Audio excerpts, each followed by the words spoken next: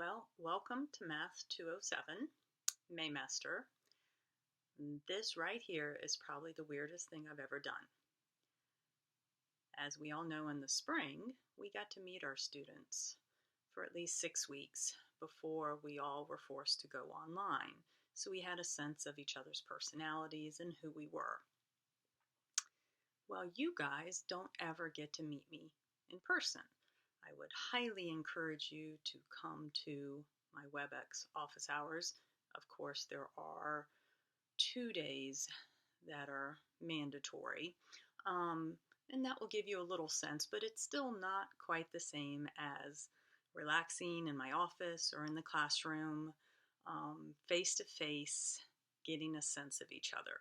So, after this very first video, every other video you will not actually see me, and that's by design, right? I have made all of the videos during quarantine since mid-March. I can pretty much tell you I have sweatpants on, but hopefully you won't notice that. Today I got dressed for you. So it is April 26th. I'm hoping by the time you watch this video in 3 weeks that things will have gotten a little more relaxed in our lives, a little more safe in our lives. Right now, of course, Virginia is still under stay-at-home orders, hence why I had to get dressed today, because I don't really go anywhere, which means sweatpants. But I still needed to let you guys see who I am, give you a tiny sense of my personality, give you a little bit of intro. Obviously, since we're not on campus for 3 hours every morning, Monday through Thursday, half my intro probably doesn't relate. So this is the one video that has taken me a really long time to make. It's not only intro, but I also, on the first day of Maymaster normally, we do a lot of hands-on activities, which is the most fun, to be honest. And with not being able to make all of us meet at one certain WebEx time, halfway through this video, I'm going to beg you to do a couple of the hands-on activities and then come back and finish the video. But everything you need is on Canvas. All of the videos, and I hand wrote the notes, they are in 3 major modules at the beginning of your Canvas page. Whether you use my notes, I would encourage you to print them off and then maybe add your own personal notes as you're watching the video. But we have heard that many students don't have printing capabilities, so that's why I wanted to write them really neat, so you would, of course, have a digital file. Because I know sometimes it might be hard to see what I write on a video, and I didn't want that to be a detriment to you personally taking notes. So you're going to figure out what works best for you. Towards the bottom of your Canvas page, there are the original modules, like if we were on campus. They have copies of the handouts. Most important, they have the instructor answer key to the homework problems. So, just kind of take a look at everything on your Canvas page. There is the extremely short syllabus, tentative schedule, which is critical, and the set of homework problems in the syllabus module. So the syllabus, isn't it funny? Here's my intro video and I forgot to bring it down, so that's okay. You will see there is, well, you do need a calculator, but I think I already warned you guys about that. Doesn't have to be an expensive one. I know that's very different from your 107 and 108. It is, if you look at the breakdown, there is 10%, what I call just, you have to come and at least check in. I don't know, maybe that means for at least 5 minutes on 2 different days for WebEx, and I have those listed on the schedule. Then, don't quote me, but you can look at the syllabus. I think the 3 tests are 23% each, and then the final exam is cumulative and it's 21%. So that's one file. There's another file of homework. So sometimes if I just tell you to do the homework for chapter 27.2, I don't mean every single problem. You're to go to where I hand-picked problems. Now, whether it's on the notes or on the video, I will give you your homework to do every night or whatever.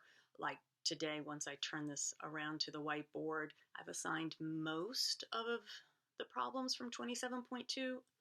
Yeah, but not all of them. So you may want to write this down. So there's the homework file. Then there is the tentative schedule file. I kind of set it up where letting you know probably a good pace, what videos you should watch each day, Monday through Thursday. I tried to keep it to that. And then when our tests are, when I'm available through WebEx office hours, and I have already programmed those into your WebEx. So if you click on the WebEx, you should be able to see that. Well, yeah, you'll be able to see. Everything's on the tentative schedule, so please make sure you keep up with that. Now, personally, if I'm a student, I'm probably going to work ahead a little bit. I'm probably going to start this video on a Sunday, or maybe I'll do the work for Monday and Tuesday on a Monday. If you can get ahead a little bit, then that's going to give you more time to come to my WebEx office hours and get help, which is one thing that's really nice about online. We don't have that luxury when we're in the classroom. During on-campus Maymester, you have to come listen to me for close to 3 hours. Then you have to try to do a massive amount of homework every evening and do it again the next day, right? And then sometimes you try to catch up on the weekend, but then I'm not available on the weekend for office hours. So if you can think ahead and get a little bit ahead, then you can come to my office hours every day and get as much help as you can. So I kind of see that as a positive to this online experience. Trying to think of what else I want to say on that. Told you the instructor answer keys are in the lower modules. Just scroll down, you'll find those. Okay, I think that's good for that. Now I have to look at my intro notes to see even what relates anymore. Well, I just came off of doing 207 in the spring. One of our probably biggest struggles was how to turn a math test online. I'm not willing to accept different files of people's work, so you're going to have to type your answers.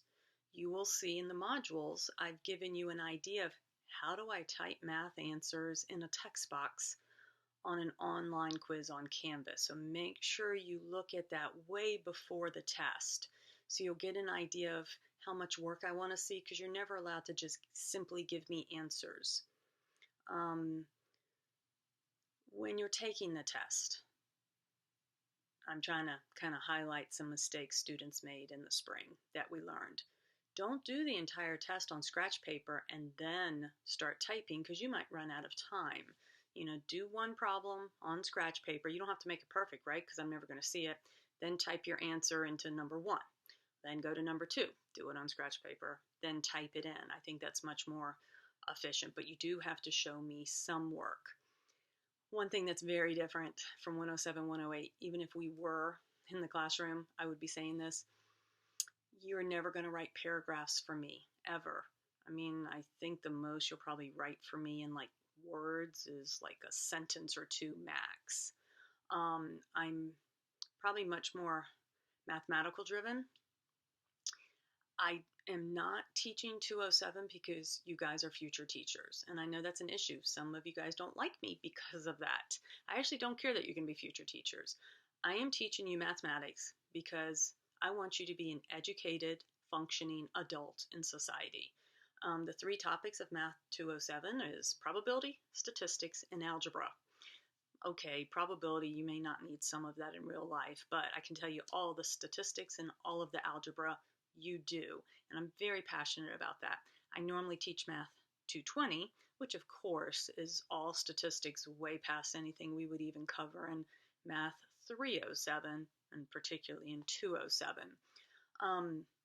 But that's why I want a calculator. When we get to calculating the probability of you winning the lottery, we're not going to look at some just really yucky fraction. We want to see what the number is. I'm very much about real life and real numbers. So that's why you need a calculator. Look at my notes here. throughout the videos. Of course, I don't do it as much as I would like.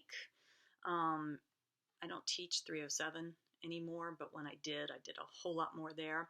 And I'll do a little bit today of my main goal whenever I teach anything mathematics, probably, particularly statistics, is to make you cynical and to make you move past a knee-jerk response. We all hear something and, we'll have an opinion. Oh, yeah. So many people then just retweet or share on Facebook. They don't even think, what's the source? Where did this come from? Is it true? Could it be? So a lot of times throughout the videos, I may have just rhetorically ask you, think about what else could it be from? I'm not saying I have the right answer. My main goal is to get you thinking, to get you to be a better critical thinker.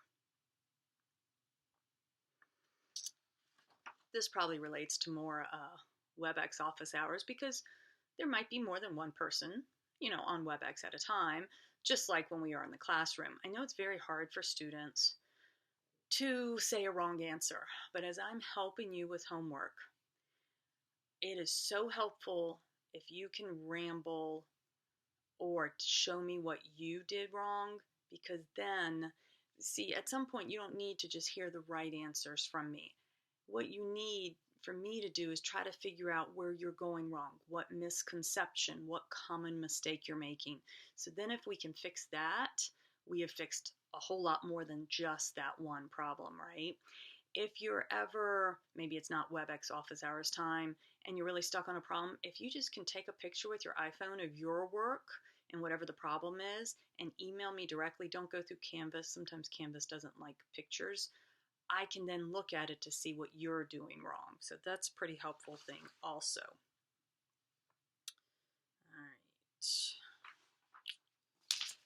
All right.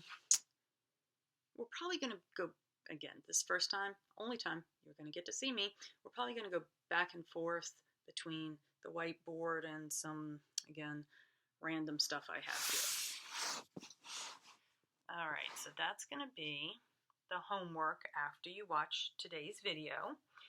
I mean, it's most of what I have listed on 27.2. I think I just left off the last few problems because that's part of video number 2.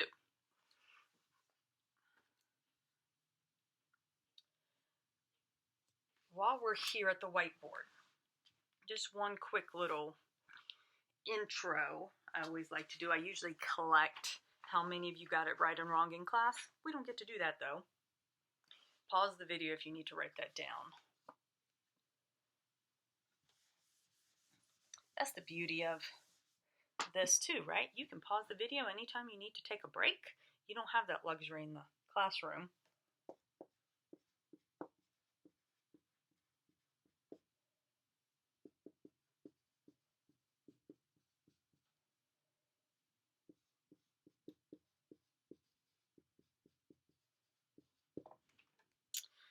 Okay, so this actually was a real life, I'm all about real life, was a real life problem right the day after the presidential election.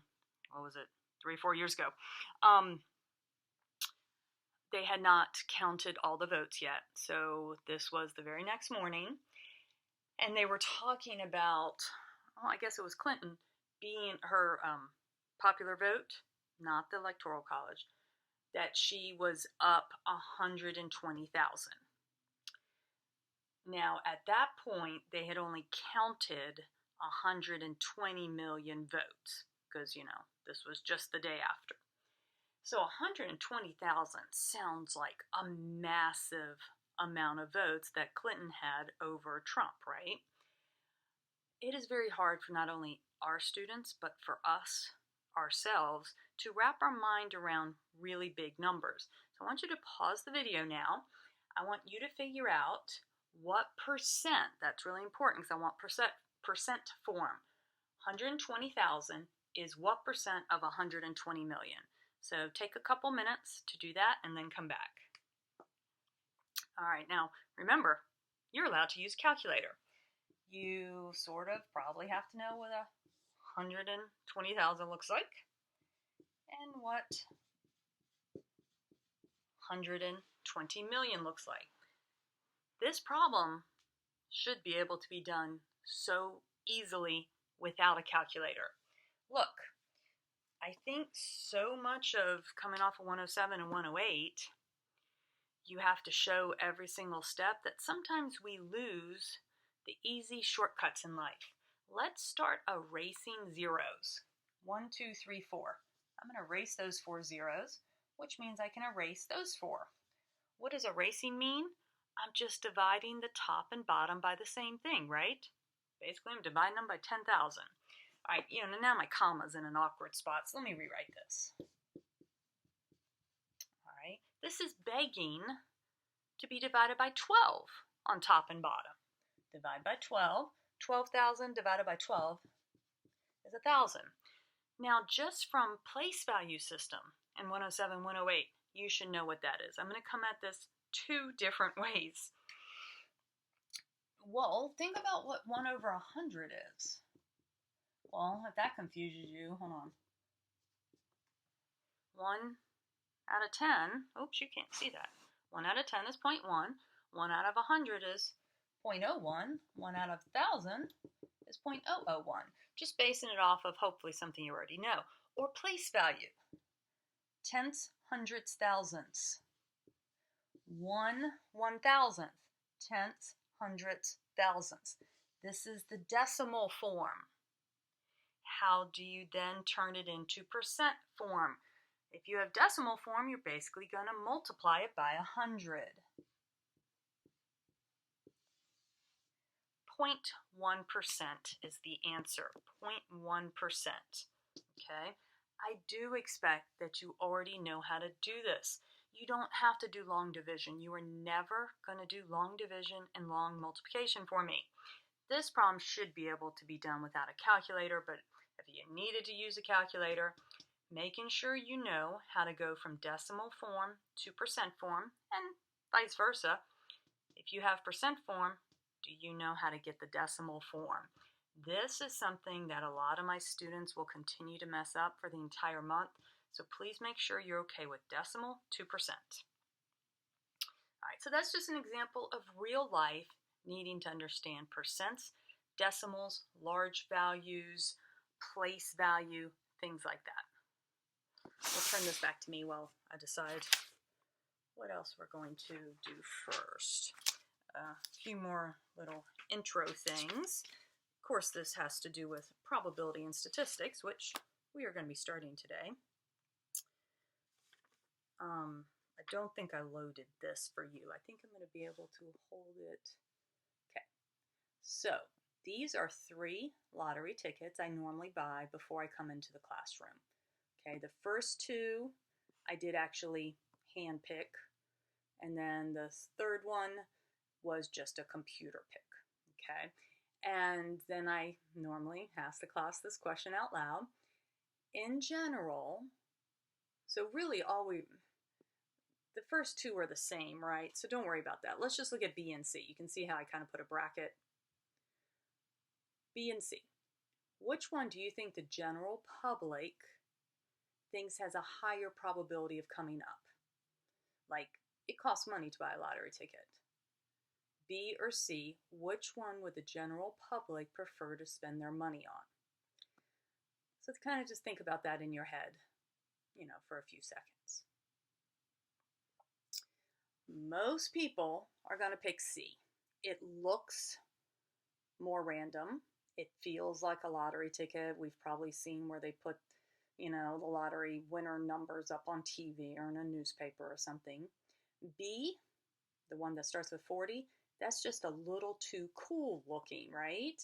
The numbers are in order.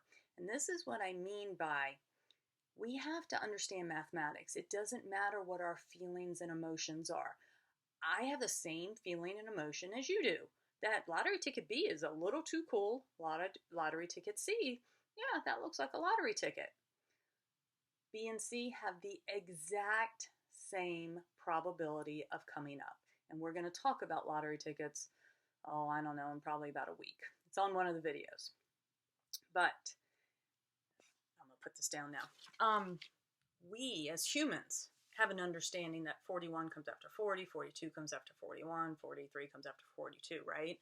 I've done this with middle school kids. We took like a box of, I don't know, 36 or whatever crayons, and we labeled them with the numbers, and we picked those numbers out. When you're looking at the names of colors, we don't have a feeling for that.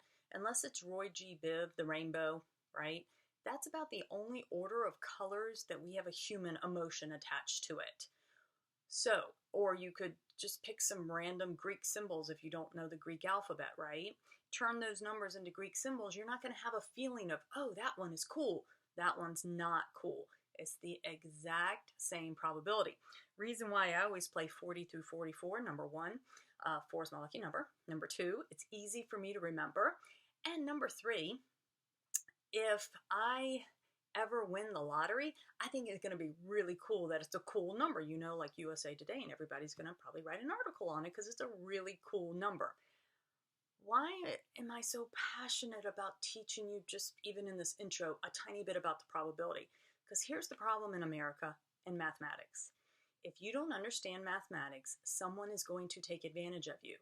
You have to understand interest rates in mathematics when you go to buy a house, or when you go to buy a car, or banks, or dealerships, or real, there is going to be someone who takes advantage of you. This is an example. Hopefully no one's ever heard of this man, but there's a man named Richard Lustig. Richard Lustig. He's from Florida. He has won some form of the Florida lottery at least 7 times. I actually cannot tell you why or how, okay? Probably about 8 years ago when the lottery had hit one of those, massive 400 million or something, everyone started interviewing him. He was all over the internet, and I'm talking about the main news sites. This was, again, 8 years ago. Honestly, a year ago, I saw him on my television. It was either CNN or Fox or someone had him on. So he's not going away anytime soon. Everything he says is a lie. I mean, every now and then he'll tell you don't spend more money than you have, but we don't need him to tell us that, right? He says you should never use the computer-generated pick because it's not as good as when you come up with your own system. That is not true. I think it actually turns out that most computer lottery winners have used where the computer generates the number. He says that you're supposed to do this whole strategy and research of what numbers to decide to play, and that you're never allowed to deviate from that. You have to play those same numbers every single time. Then if you happen to win with those numbers, you're never allowed to play them again. All of that is completely false. The lottery is what we call independent. It gets reset every time. Those lottery numbers are not saying, wait, you came up last month. You're not allowed to come up again. That's all ridiculous, right? But again, why do I care? Because now he actually has a book on Amazon. If you read the comments, it's really a pamphlet. I think it's like 40 pages long. I think it originally had started out to be $40 or $50. Now it's probably on sale for $20. But all he does is reiterate the lies. If you go Google, so many mathematicians have tried to go to the websites and tell him how wrong he is, or tell the website, was there not a camera person or some editor that knew just basic probability to say this man is a liar? Now, maybe I'm a little bit jealous. Apparently he's smarter than me, right? And he's more clever than me because he has a book on Amazon making money. But it's all a total lie. Making sure I didn't miss any of his important quotes.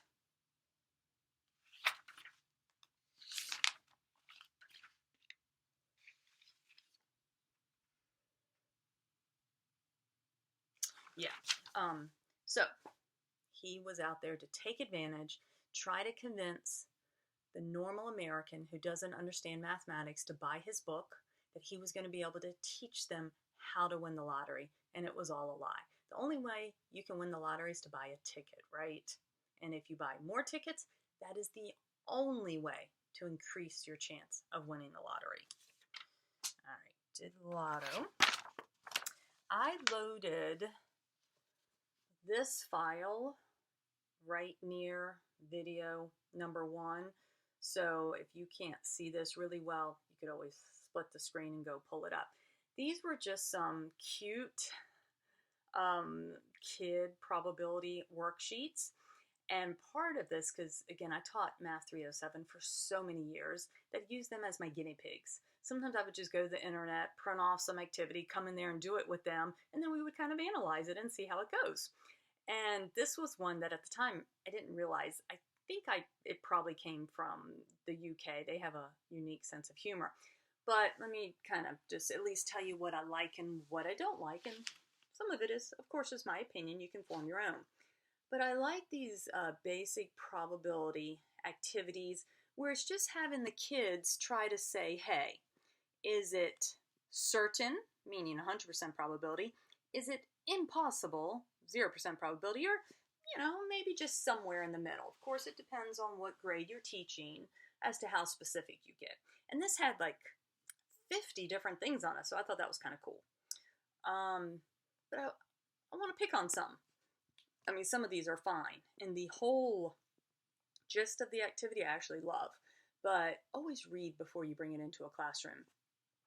The moon will come crashing into the earth in the next 5 minutes. Well, I certainly hope that that is not going to happen. I hope we all put that as impossible, right? But here's the problem. Somewhere in 4th and 5th grade, there's going to be that one kid who then says, but Miss Watson, you don't know that for sure. It could happen. The moon could come crashing into Earth and we all die. Oh, okay. Maybe it's not a 0% chance. We hope it is. But you don't want some student scaring everyone else, and then you have a lot of kids going home crying to their parents that night that the world's going to come to an end, right? So a bit morbid. I don't think we need that in the elementary classroom. I like this one. School will be called off due to snow. The reason why I like that is because it really ties into statistics when we're talking about sampling. You could have the kids answer that right now. Okay, so right now it's the end of April, right, in Virginia. So pretty sure that's going to be close to 0. But then you could get them to think, okay, well, what about if you're in Virginia and it's January 1st? How would you answer that? What about if you're in Florida in July? How would you answer that? What about if you're in Maine in February? How do you think those students might answer it? So just getting them to think about it kind of course, depends on where you live and what month it is as to what you would say the probability is.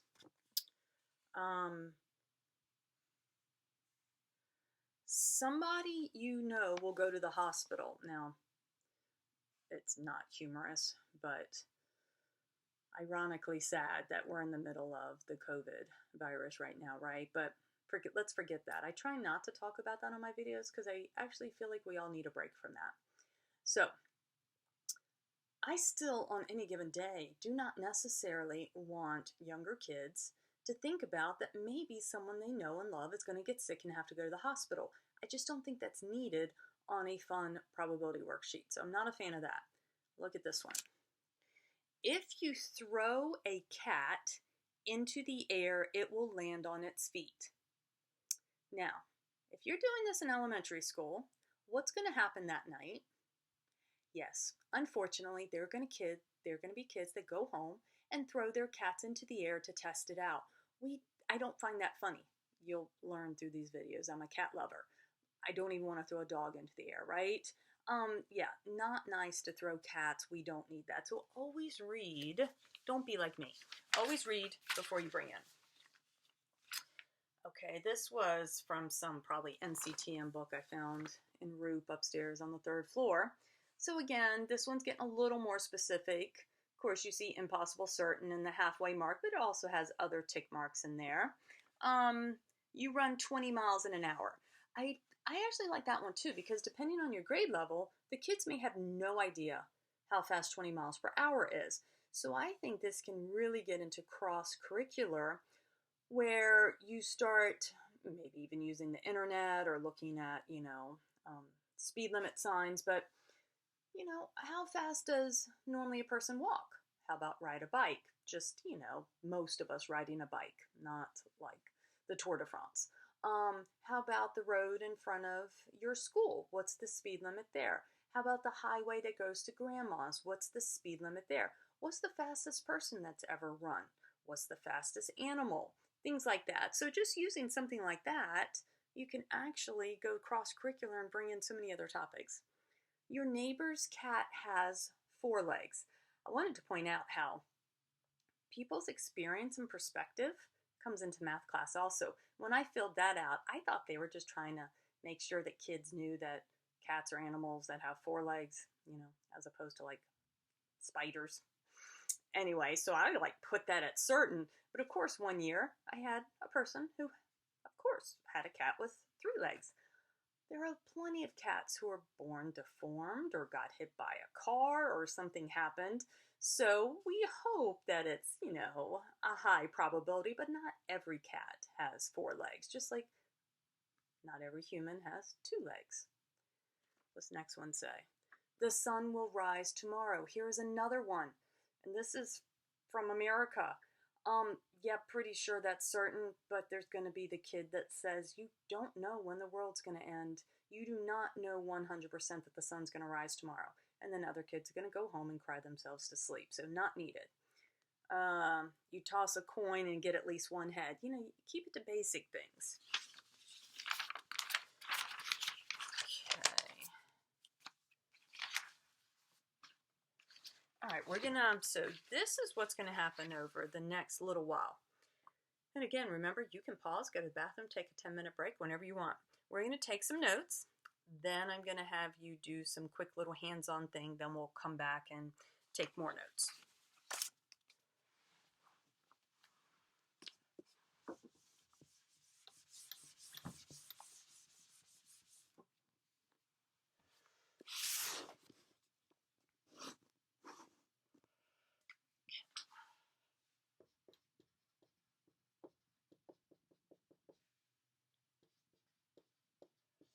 Oh, my other part of the video, even though y'all probably already heard this. The probability test is the worst. Probability is a hard topic. It's even a hard topic for me. That will be your lowest grade. Statistics is the easiest. Algebra is kind of in the middle. So do not get behind on the probability. Some of the stuff you're going to have to do a lot of practice to get good at it. I have tried to make it a little bit easier this Maymester, but I do make sure you know that probability, it's hard, and that's why I like to get it done at the beginning of Maymester before we all get too tired. So that's what we're starting into.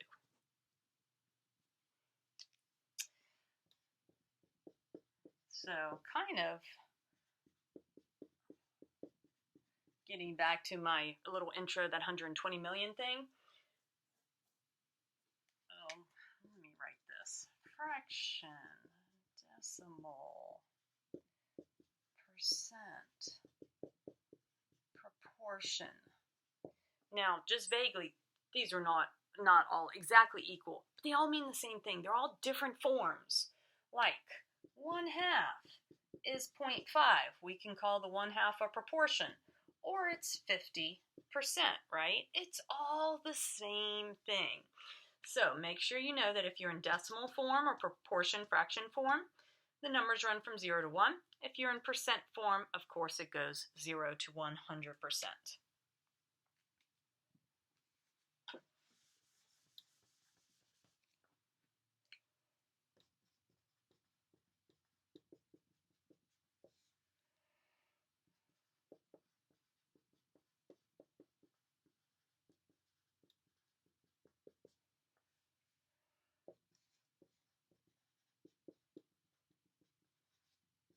I'm going to write first, then I'll read it.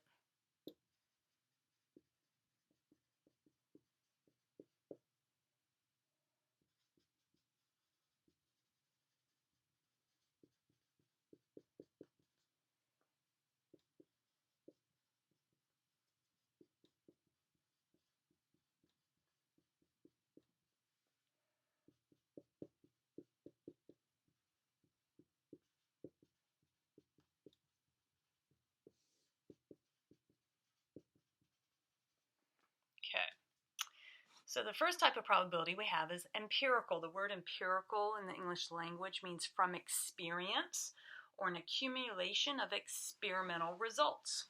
Kind of going along with what I just said, it can be presented as a fraction, then you can turn it into a decimal or a percent. It's called relative frequency.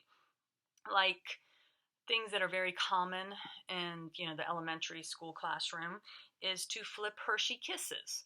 What is the probability that when you flip a Hershey Kiss, it lands on its flat base? I don't know. Who knows what that is, right? Well, you can have your students flip a bunch of Hershey Kisses, and maybe, I don't know, I really have no idea, 27 out of 100 times it lands on its bottom. So you would have some sense of what the probability is. So it just means collecting results for those things that we don't know.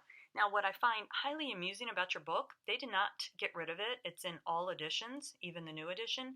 Do you know that they actually talk about tossing tacks, like thumbtacks that you put posters on the wall? Why would you ever give pointy tacks to kids to flip in the classroom? I have no idea. So I'm going to beg you, please don't ever have your students flip tacks. You can flip Dixie cups, Hershey Kisses. I think there's cute little plastic piggies that you can buy, and you flip them to see if they land on their feet or not. Do not flip tacks. I don't know why your book talks about that. So there are those types of probabilities. Like, what does JMU use to figure out, when they let incoming freshmen in? I mean, they don't flip a coin, right? Well, they could maybe ask the registrar. I'm just making this up. What is the probability that if a student has at least a 3.5 high school GPA, that they will be successful in JMU? The registrar can go back the last 10 years, see all the people who had at least a 3.5 GPA and how many of those graduated, within 5 years or whatever we deem successful, right? So you're using the past to, accumulation of experimental results. I'm using the past to predict the future.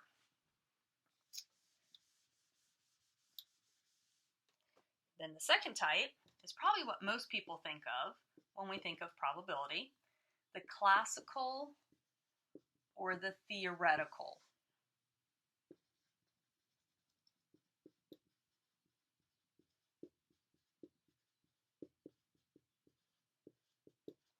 Okay. It's all those chance experiments, cards and coins and dice and roulette wheels, all of that stuff that we actually know what the probability is. We can calculate it.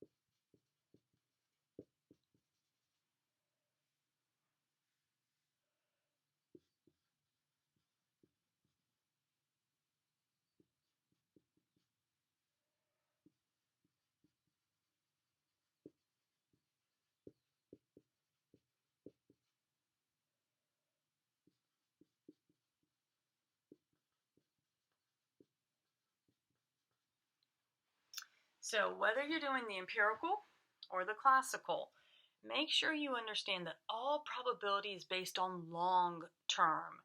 Fancy word for that is law of large numbers. That means when you do something over and over and over and over and over, that your probability is going to become more stable and more accurate and more closer to the truth. That's why I'm going to have you guys flip a coin in just a minute. But how many flips of a coin do you need for it to be pretty accurate? I don't know. I'm also going to show you an applet or have you pull up an applet. I know that when my daughter was in 7th grade, I think we flipped 8,000 times. We were still at only like 48% head. So apparently 8,000 flips is not enough, right? All right. So this is where we usually end up looking at applets together and doing 2 hands-on activities. Oh, it can take an entire hour. We're going to still try to get something out of it, even though we're online.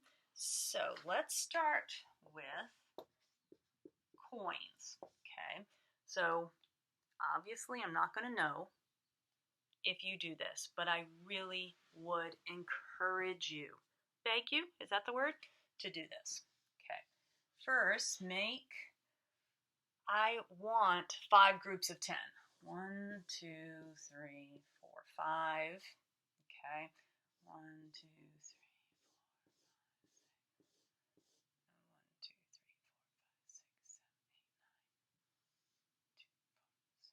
10.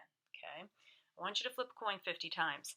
I really think it's helpful because I'm going to be honest with you. You're going to get a little bit bored, and it's going to show you how it's not as easy. We don't have to be like referees at the NFL. It doesn't have to go up in the air and then drop and, that type of thing. If you're doing it in the classroom, I'd encourage you to bring in coffee filters or Dixie cups. But just take a coin, shake it in your hand, put it flat down on a table, and look at it. And just write HT, HT, whatever. Okay? So please pause the video and go flip a coin 50 times. Then come back. All right, so at this point, once you've come back, count up how many heads. Maybe you had 3, 5, 7, 2, 8, whatever. And then you'll get your total out of 50. 8, 15, so I guess, I didn't even mean to make a perfect 50%. I just had randomly picked numbers. All right, so this is what I do in the classroom. I'm just going to have to try to recreate it because I think it's a wonderful activity for upper elementary. So the first thing I have you guys do as a class is look at your 5 numbers because those were how many heads out of 10, right? And we have everyone. So if I have 20 students in front of me and we figure out who had the lowest, usually there's someone with 2 heads out of 10, and then let's just say who had the highest. There's usually someone with 8 or 9 heads out of 10. We do turn that into percent, 20% to 90%. Okay, let me get rid of the 2 and the 9. I prefer percent. So we do it out of 10 times. Because 10 times is not that much. Our range is 20 to 90% heads. I hope we all know the correct answer is 50%, right? Why are we not seeing 50%? So then what I have you do is add up out of 50. And then I ask the class who has the lowest amount, out of 50. And then we turn it into a percent. So usually maybe it's something like 38% up to, 66% or something when it's out of 50. So particularly if you do this to scale, you can see it narrowing down closer and closer to 50%. Then I have you get it with a partner and put your numbers together. So then that's out of 100, right? And at this point, we usually are somewhere in the 40s to somewhere in the 50s. And again, if you do this to scale, it makes a much better visual. But 100 times, the range is 44 to 56. We know the truth is 50, right? But at 10 times, it can range from like 20 to 90 or 10 to 80. That idea of long-term probability, law of large numbers. When you do something more, it's more reliable. And I think that is an activity the kids in upper elementary really can understand. At that point, again, nobody wants to flip 100 times. Now, there is a file near this video 1 that I, again, would really encourage you to pause this video and go find, but let me show you what you're going to do. This is the one. No, this one should open. I don't think it runs Flash. I've typed this up, but it's a Word document, so if you open up the Word document, you should be able to copy and paste the actual applet. So, it gets boring. You got bored flipping a coin, right? This is a wonderful applet I found many years ago. I feel like someone at a university had done it, and I've saved the file. So if you would, well, maybe I should prep you before you go to it, and then we'll say something when you come back. I have a typo apparently. You can keep it a fair coin, or you can make it an unfair coin, but keep it at 0.5. Also, you'll see a little box, and make sure you click the little show the true probability. You can slide the tosser up to 200. And the really cool thing is this one will accumulate. So you can toss it 200, do that 4 more times, and you're going to see that it accumulates. I did mine pretty quickly, and I ended up doing it 1,000 flips, and I had 483 heads, which is, of course, 48.3%. You could keep accumulating if you wanted to for 5 or 10 more minutes, but it's nice because you'll watch the graph. Sometimes it stays below 50% for a while, and then it will jump above 50%. But it's a really nice applet if you don't have time to flip coins, to show them what does it look like at 10 or at 100 or at 1,000, or if you're willing to keep tossing, it will keep accumulating. So go see if you can pull up that applet, give that a try, play with that for a few minutes, then come back. Okay. So that one, yeah, and if you read, I don't know how much you can accumulate it up to, because I've never been willing to just like go to infinity, right? Another one, an incredible applet I had found many years ago. I cannot find it anymore. I had made some, oh my goodness, this is how old it is. I had made some transparencies of the info. This, what I'm about to show you, is in the same file with our kids' worksheet. So if you can't see when I hold it up, you can open up the file on your computer. It used to be color, but I don't have the color version anymore. This was 4 different color balls in a bag. Red, orange, blue, and green. And this was one that, so you can see I did 100 trials at the beginning. I like that they're putting the empirical or the experimental and then the theoretical. They're reminding us we're supposed to be sitting at 25%. So at 100 pulls of colors, you know, the range was 19 to 31%. The truth is supposed to be 25%, right? So then I kept going. I was able to get up to total trials of 10,000. That's a lot. But look, the experimental range, still 24.56 to 25.81%. Still not as close as to 25% as I would have thought. So I kept going. 100,000 pulls. Remember, this is all to try to get us and our kids to understand what long-term probability means. I'm still not as close to 25%. I'm at 24.87% to 25.12%. And then I did it one more time. Almost 500,000 pulls. 400,000. And it's still ranging 24.94 to 25.07 or something. You can see the numbers right there. And that's at almost 500,000. So maybe if we did 1,000,000 pulls, it would be pretty close to 25%. You got to think, that's only 4 colors. Think about a dice that has 6 sides to it. Long term for that is going to be even more. So when we say long term, sometimes we're talking millions, not just hundreds. So that's another really nice applet, but I don't have the applet, but I have the paper version, so I included it for you. Okay, let's take some notes first. Actually, that sounds so silly. I think I'm going to, here, I can look at you, right? I think I'm going to stop this video and then make a part 2, because honestly, I'm not sure that I've ever uploaded a video more than like an hour, and I don't want YouTube to deny my video or have issues. So instead of going for another 30 to 40 minutes, I better split this video. So you just get to start on part 2 immediately, right? But I'll see you in a few minutes.